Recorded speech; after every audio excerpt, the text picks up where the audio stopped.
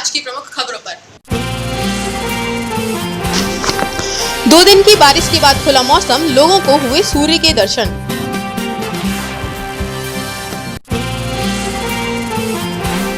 तेज बारिश के चलते रतनगढ़ में अलर्ट जारी, नदी में ना जाए कोई।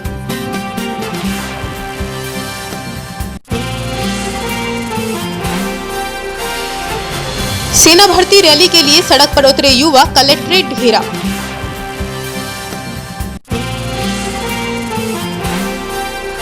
रणथंभौर कूनो कॉरिडोर को संवारा जाएगा।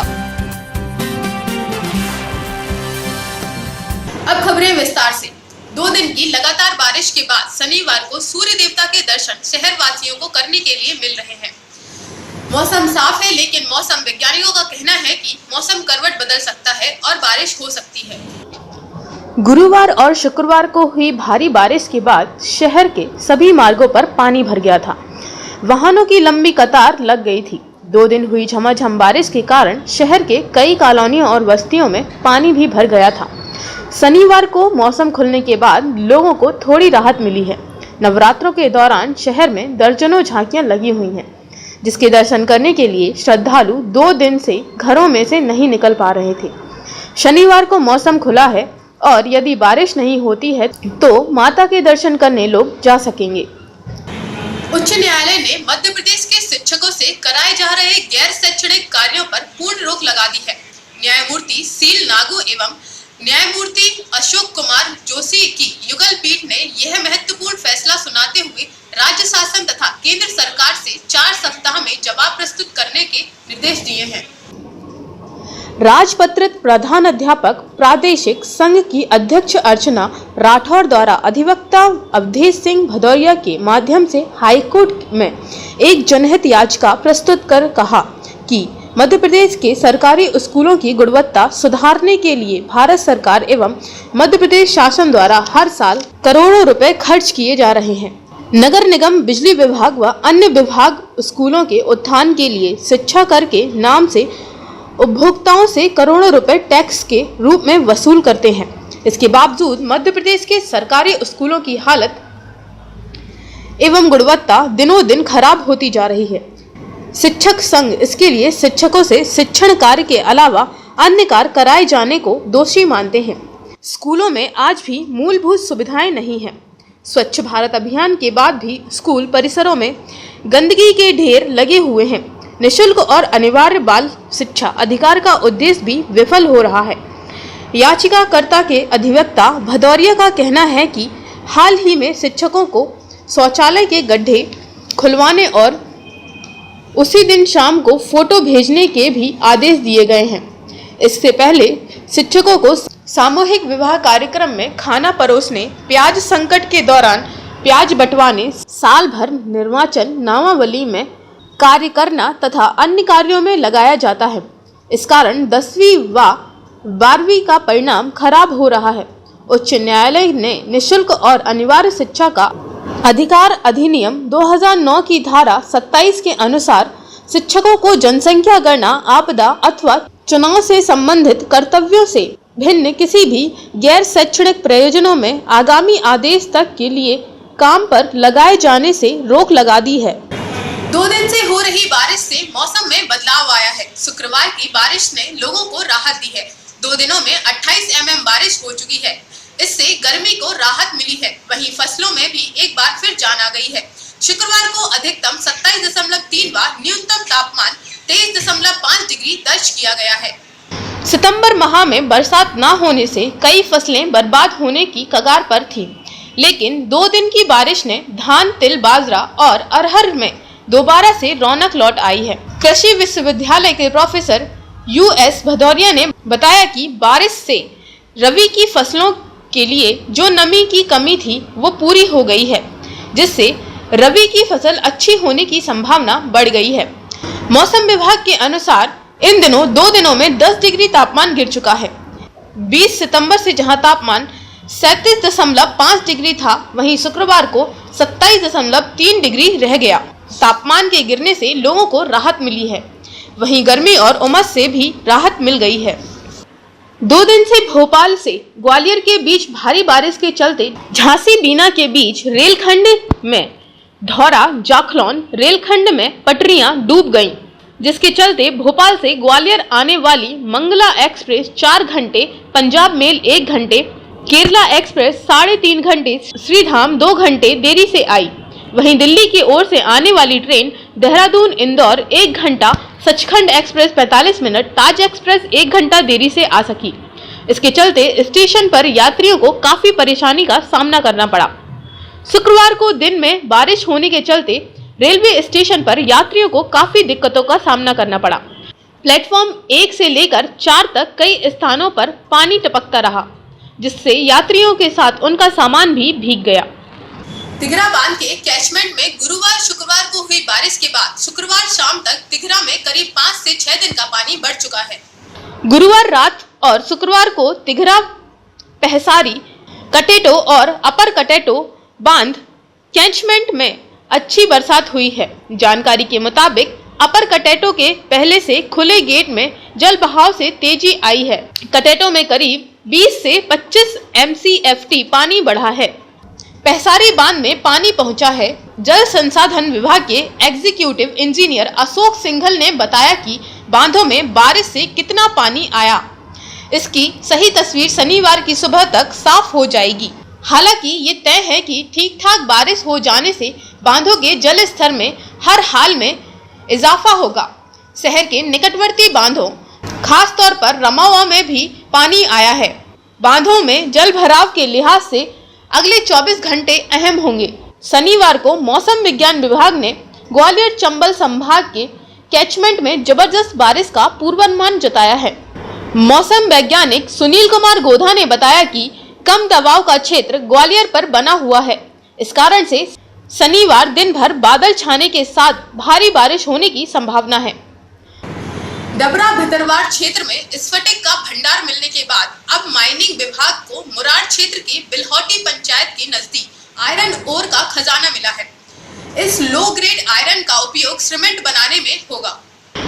डबरा भितरवाड़ क्षेत्र में स्फटिक का भंडार मिलने के बाद अब माइनिंग विभाग को मुरार क्षेत्र की बिलहटी पंचायत के नजदीक आयरन ओर का खजाना मिला है। इस लो ग्रेड आयरन का उपयोग सीमेंट बनाने में होगा। घाटी गांव आरोन क्षेत्र में मिली खदानों के बाद यह आयरन ओर का दूसरा बड़ा सोर्स सिद्ध होगा। खदानों का सर्वे करने GSI टीम ने ग्वालियर में डेरा डाल लिया है। यह टीम आयरन ओर के साथ शहर की पारिस्थितिकीय संरचना के हिसाब से खनिज की खोजबीन में लगी है। विभागीय अधिकारियों का कहना है कि इसकी रिपोर्ट सरकार को जाने के बाद बोली लगाई जाएगी। माइनिंग ऑफिसर मनीष पालेवार ने विभागीय सर्वे के दौरान खंड गुखेरा में आयरन होने की प्रबल संभावना व्यक्त की थी। उन्होंने प्रयास करके यहां का सैंपल चेक कराया। फिर देश की टीम ने चेक किया और अब जियोलॉजी सर्वे ऑफ इंडिया की टीम आयरन और सहित अन्य खनिज की खोजबीन कर रही है।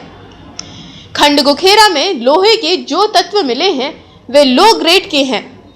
इसमें 35% से अधिक लोहा बताया जा रहा है। इस क्षेत्र का सर्वे पूरा होने के बाद सरकार को रिपोर्ट जाएगी। इसके बाद माइनिंग की नीलामी की जाएगी। नीलामी के रास्ते यहां सीमेंट इंडस्ट्री से जुड़े समूह उद्योग के लिए प्रवेश कर सकते हैं। जिले के आरोन धौलागढ़ क्षेत्र में पत्थर के साथ साथ आयरन ओर की खदानें संचालित हो रही हैं। इन खदानों को बड़े ग्रुप ने लीज कर लिया था। तब से आरोन से निकल रहा आयरन और सीमेंट फैक्ट्रियों में भेजा जा रहा है। अब खंड गुखेरा में आयरन ओर का भंडार निकलने के साथ ही अन्य क्षेत्रों में भी इसकी तलाश की जा रही है। GST नेटवर्क ने छोटे व्यापारियों के लिए कंपोजिशन स्कीम चुनने की विंडो फिर से खोली है।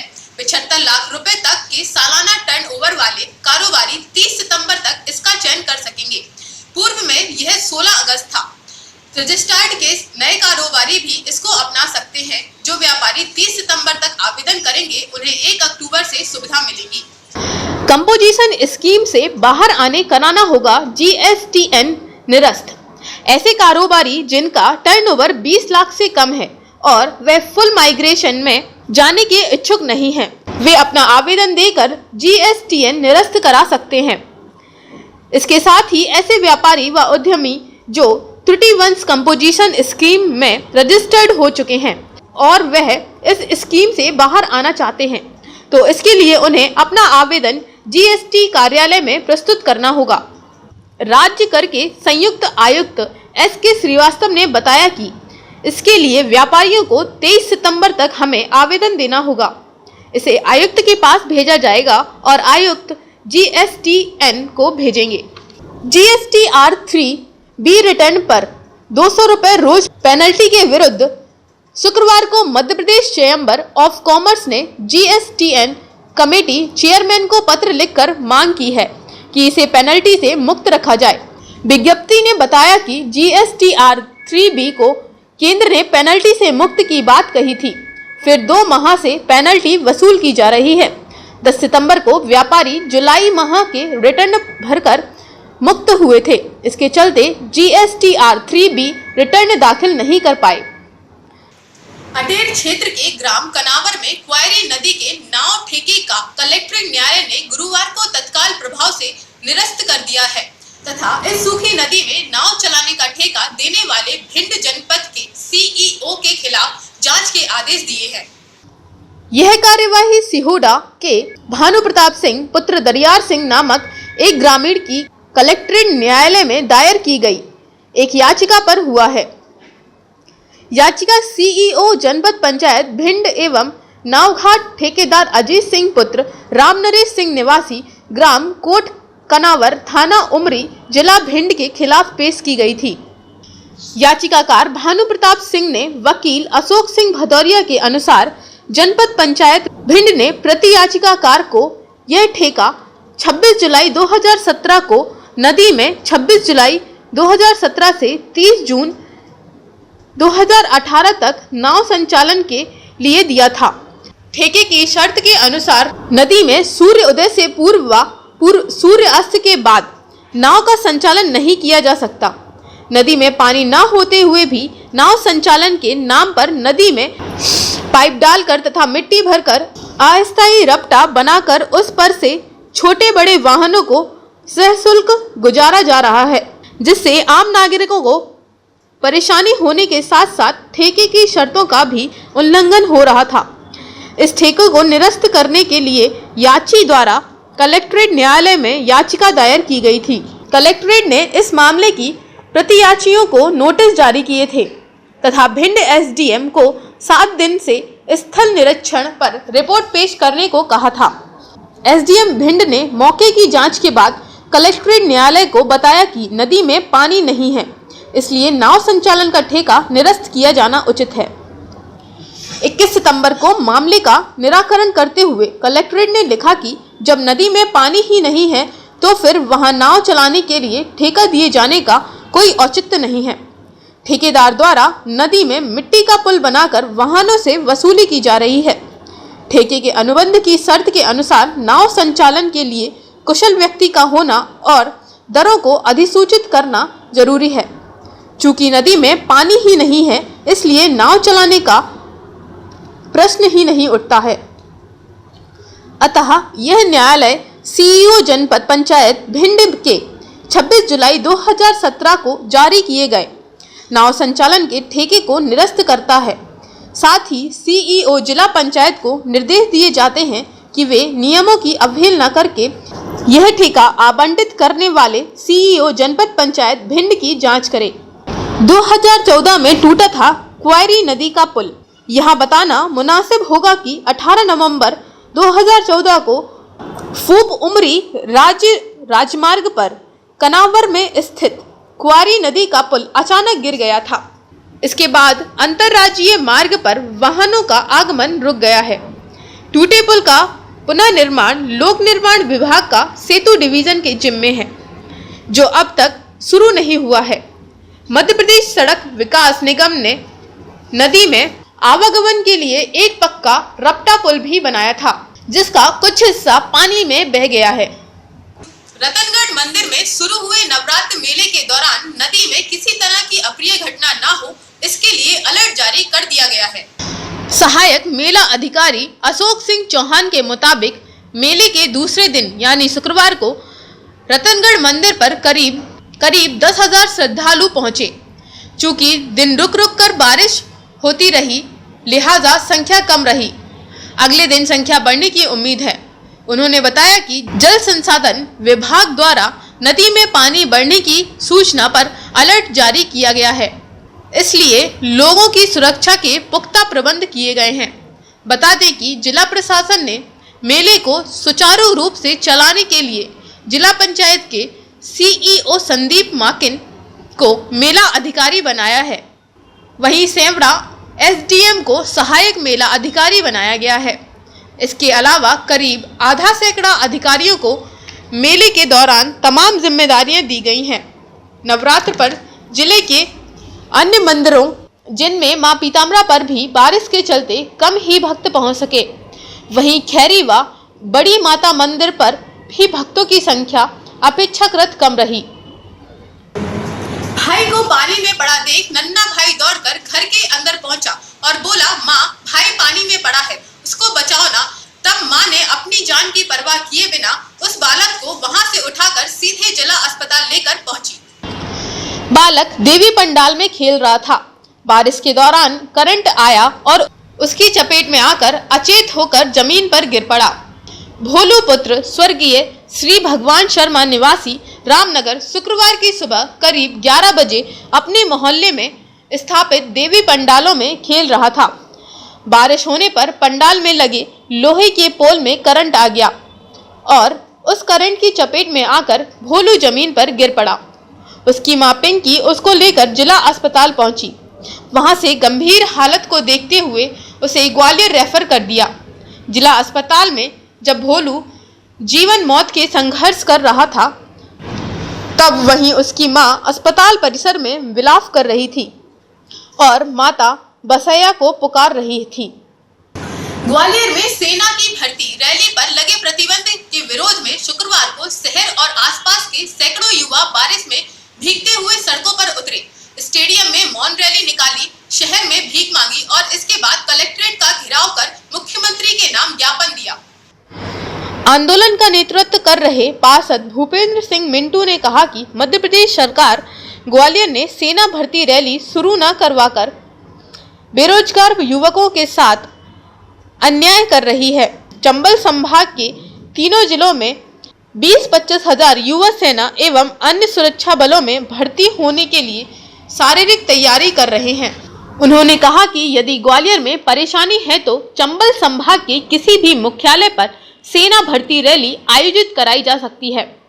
चंबल अंचल के युवाओं को सेना के प्रति खास रुझान है। 12 की परीक्षा की तैयारी के साथ ही वे सेना में भर्ती के लिए शारीरिक तंदुरुस्ती पर भी पूरा ध्यान देते हैं। 2 साल से हजारों युवा जिला मुख्यालय पर, स्टेडियम में और अंचल के कस्बाई और ग्रामीण इलाकों में दौड़, लंबी कूद, ऊंची कूद एवं सेना में भर्ती के लिए जरूरी व्यायाम कर रहे हैं। लेकिन सेना भर्ती रैली संभाग के बाहर कर देने से हजारों युवा वहां नहीं पहुंच पाते हैं। अपनी इस पीड़ा को युवाओं ने करीब 1 सप्ताह पूर्व रैली निकालकर मध्य प्रदेश शासन के नाम जिला प्रशासन को ज्ञापन भी दिया था, लेकिन समस्या के समाधान की दिशा में ना तो ठोस आश्वासन मिला और ना ही कोई कदम उठाए गए। इसके बाद युवाओं ने शांतिपूर्ण मार्च निकालने का निर्णय लिया। सेना ने भर्ती की तैयारी कर युवा योगेश शर्मा कहते हैं कि हम 2 साल से रोज सुबह 4 बजे उठकर दौड़ एवं अन्य शारीरिक व्यायाम कर रहे हैं। शुरू से ही सेना में भर्ती होने के हिसाब से तैयारी की है, लेकिन आसपास सेना की भर्ती रैली न होने से हजारों बेरोजगार युवा की उम्मीदों पर पानी फिर रहा है। उन्होंने कहा कि ग्वालियर में भर्ती रैली में 3 साल पूर्व हुए उपद्रव के लिए सेना में शामिल होने की तैयारी करने वाले सभी युवा जिम्मेदार नहीं हैं। चंद लोगों की हरकतों का सभी को दंड क्यों दिया जा रहा है?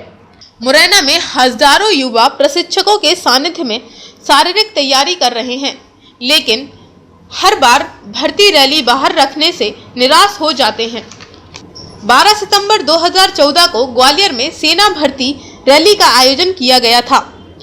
इसमें ग्वालियर चंबल संभाग के लगभग 13 जिलों के लगभग 20,000 युवा एकत्र हुए थे। 2 दिन तक धक्के खाने के बाद युवा तब आक्रोशित हो गए जब भर्ती रैली निरस्त कर दी गई। उत्तेजित युवाओं ने इसके बाद तो 7-8 घंटे ऐसा कोहराम मचाया कि पूरा ग्वालियर शहर तहस नहस कर दिया। इसमें जहां 30 लोग घायल हुए, वहीं 1.5 दर्जन वाहनों को आग के हवाले कर दिया गया। शहर में लोगों को दौड़ाकर पीटा, ट्रेनें रोकी और पथराव किया। इसके बाद ग्वालियर में सेना की भर्ती रैली में भिंड मुरैना के युवाओं के भाग लेने पर प्रतिबंध है। बाद में 20 जनवरी 2016 को छतरपुर से लौटते में भी चंबल एक्सप्रेस में हंगामा किया था। सागर भर्ती रैली से लौटते में भी ट्रेनों को एजी ऑफिस के पास ग्वालियर में रोककर हंगामा किया था। उसके बाद से यह प्रतिबंध लगा है। रणथंभौर के टाइगर्स की सुरक्षा को लेकर प्रस्तावित कूनो रणथंभौर कॉरिडोर के विकास की उम्मीद जागी है। बताया जा रहा है कि 15 करोड़ रुपए की यह भारी रकम राशि रणथंभौर और कैला देवी नेशनल पार्क से श्योपुर के कूनो तरफ बनने वाले कॉरिडोर के लिए मिली है। इन राशि से इन क्षेत्रों के किसानों को अच्छी क्वालिटी के फसल आदि के बीज आदि उपलब्ध कराने के साथ ही उन्हें टाइगर्स से लाभ की स्थितियां समझाते हुए खेती के कार्य में जुटाए रखना है, जिससे बाघों को वह ना तो नुकसान करे और ना ही करने दे। इसके साथ ही कॉरिडोर से जुड़े वन रक्षकों, वन कर्मियों को प्रशिक्षण, बाघों की मॉनिटरिंग तथा बाघों को बचाने के लिए काम करने वाले वन कर्मियों को आवश्यक सामग्री उपलब्ध कराने के लिए किया जाना है। अगर ऐसा होता है तो फिर श्योपुर को इससे बड़ा लाभ होगा।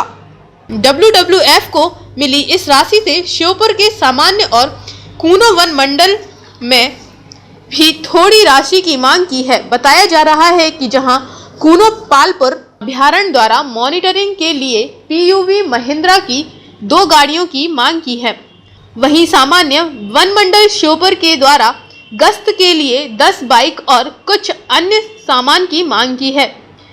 यहां बता दें कि रणथंभौर और कैला देवी वन्य प्राणी अभ्यारण्य से भ्रमण के लिए निकलने वाले टाइगर श्योपुर की चंबल नदी से होकर वीरपुर तहसील क्षेत्र में पहुंच जाते हैं, जहां से यह लोग आगे भी निकल जाते हैं। यही वजह है कि मध्य प्रदेश का यह हिस्सा भी रणथंभौर के टाइगर्स के कॉरिडोर के तौर पर देखा जाता है।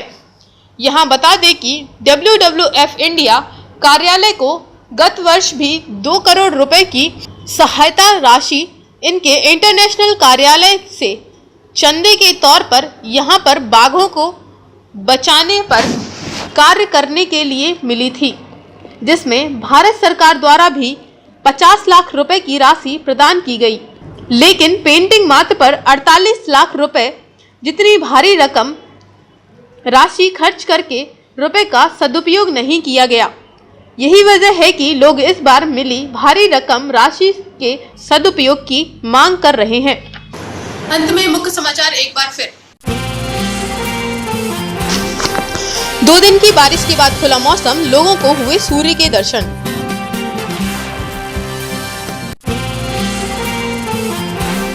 तेज बारिश के चलते रतनगढ़ में अलर्ट जारी, नदी में ना जाए कोई।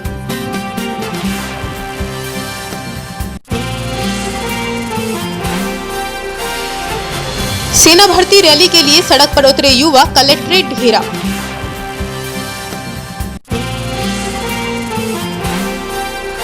रणथंभौर कूनो कॉरिडोर को संवारा जाएगा।